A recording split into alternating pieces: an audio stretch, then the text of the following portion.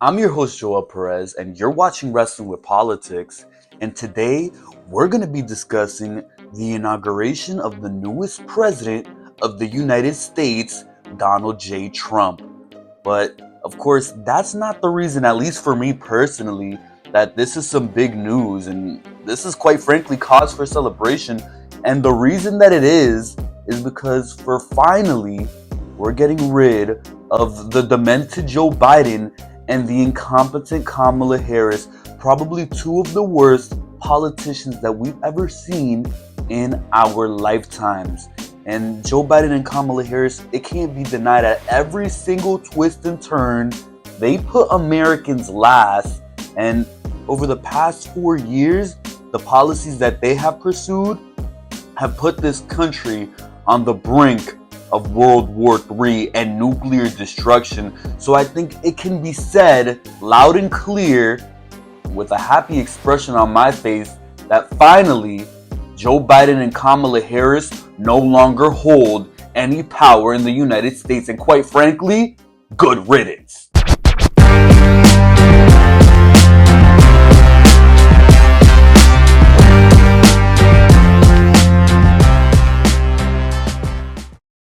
And listen, I'm not saying that America's going to be paradise with Donald Trump as president, but at least with Trump in there, you know it's actually Donald Trump making the big phone calls and making the big decisions.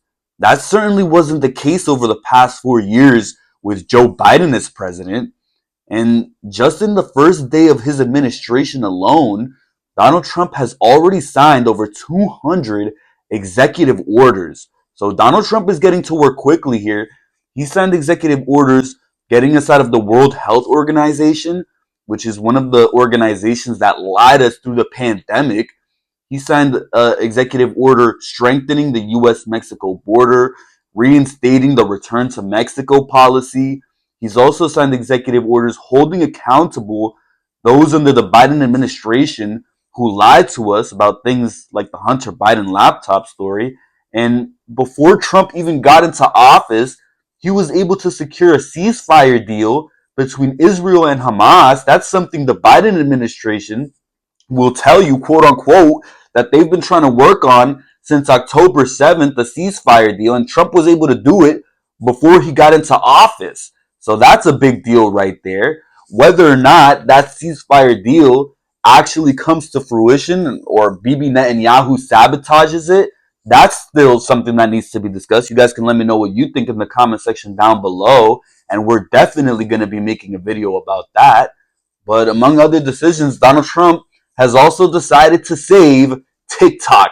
He signed a 90-day executive order extending TikTok and giving it an opportunity to find another American buyer. So that's, of course, good news for many young people. And so, with all these huge decisions being made just on the first day of Trump's administration, it's looking like in one day of Donald Trump's administration, he's already accomplishing more than Joe Biden ever did in 4 years.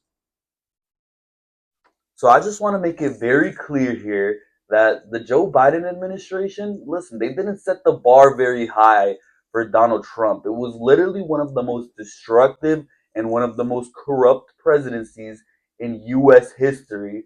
And so Donald Trump, he didn't have to do much here in order to beat the horrible Joe Biden administration.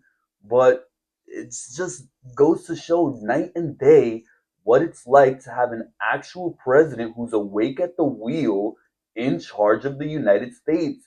No longer does the deep state have full control over every branch of the United States. Now, if the deep state wants their agenda enacted in the United States, they need to go through Donald Trump first.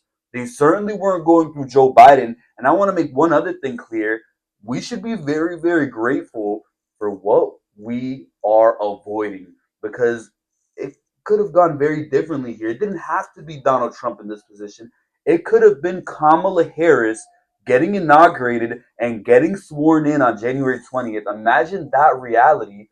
And you don't have to imagine because we know what the case would be. Online censorship and authoritarianism If Kamala Harris had become president, it would be getting expanded right now.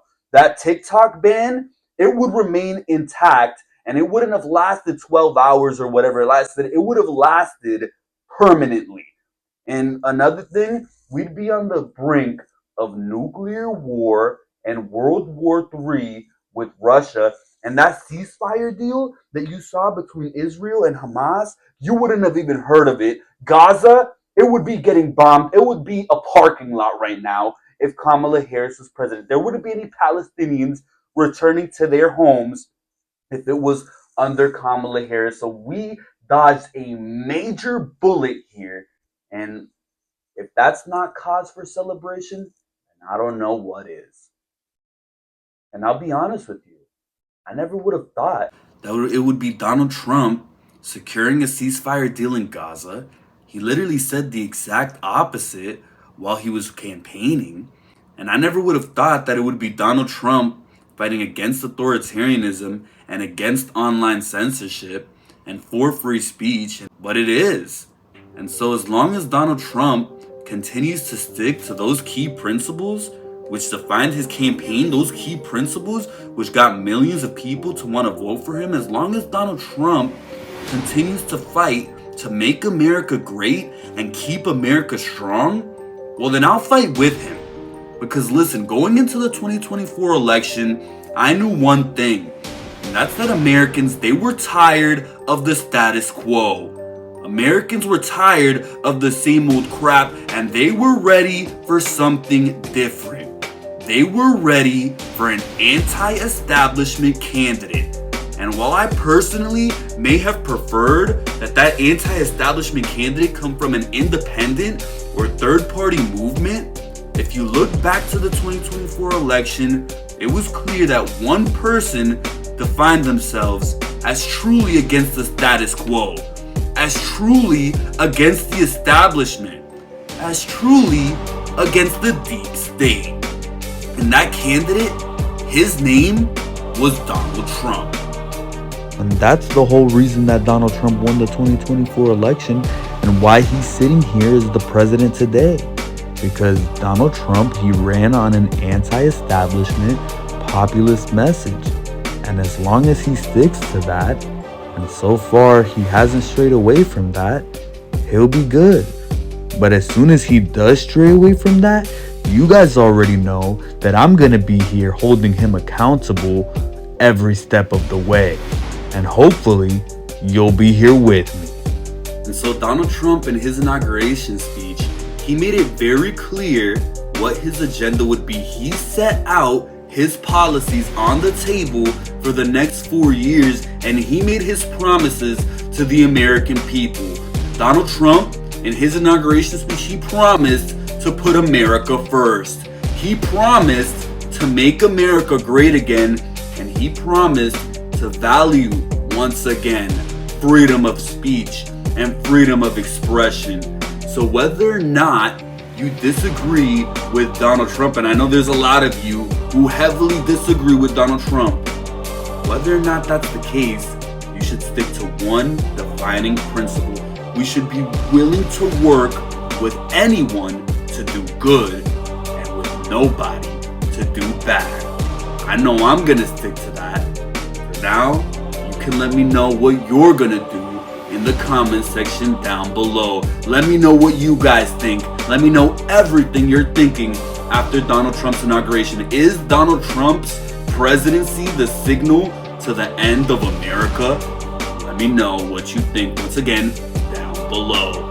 For now, you can help us out. You already know what to do. You can like on this video, you can share this content, and of course, don't forget to subscribe to this YouTube channel. We've got a new president. That means we've got a lot more content coming on the way. That's all for now. Thank you guys so much for watching this video.